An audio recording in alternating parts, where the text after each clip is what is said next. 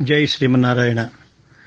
ఈ చిత్రం చూస్తూ ఉంటే అంటే ఏకశిల దశావతారములు ఈ చిత్రాన్ని బాగా గమనిస్తే శ్రీ వెంకటేశ్వర స్వామి వారి సుప్రభాతంలో ఒక శ్లోకం కనిపిస్తుంది.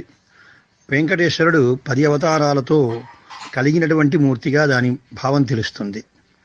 దాన్నే ఇక్కడ కొంచెం మనం చక్కగా చూసినట్లయితే మీనాకృతే కమఠకోల నృసింహవన్నిన్న స్వామిన్ పరస్వత తపోధన రామచంద్ర శేషాంశ రామ యదునందన కల్కి రూప శ్రీ వెంకటాచలపతే తవ సుప్రభాతం. ఈ శ్లోకాన్ని అనుసరించి మీనాకృతే అంటే మొట్టమొదటి కాళ్ళ దగ్గర చూసినట్లయితే మనకి చేప ఆకారం కనిపిస్తోంది స్వామికి. దాని కొంచెం ముందు పైన చూసినట్లయితే కమఠం అంటే తాబేలు. నృసింహ పైన ముఖంలోనే మనకి ఎడమ వైపున నృసింహస్వామి త్రిముఖ మండలాన్ని చూపిస్తూ ఉన్నారు. అది నారసింహానికి గుర్తు. మీనాకృతే కమఠకోల నృసింహ అయింది. ఇక వర్ణి అంటే వామనమూర్తి.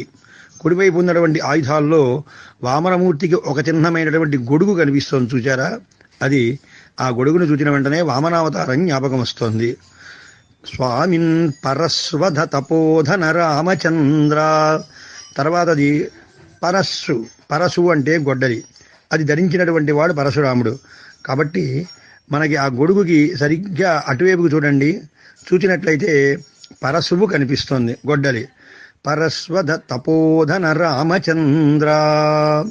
ఆ పరశురాముడి తర్వాత కనిపించేటువంటిది రామావతారం.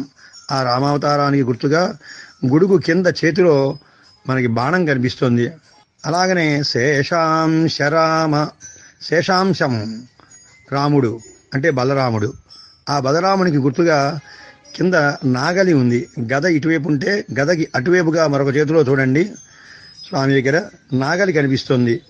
అది శేషాంశ రామ యదునందన కల్కి రూప. యదునందన అంటే కృష్ణ పరమాత్మ.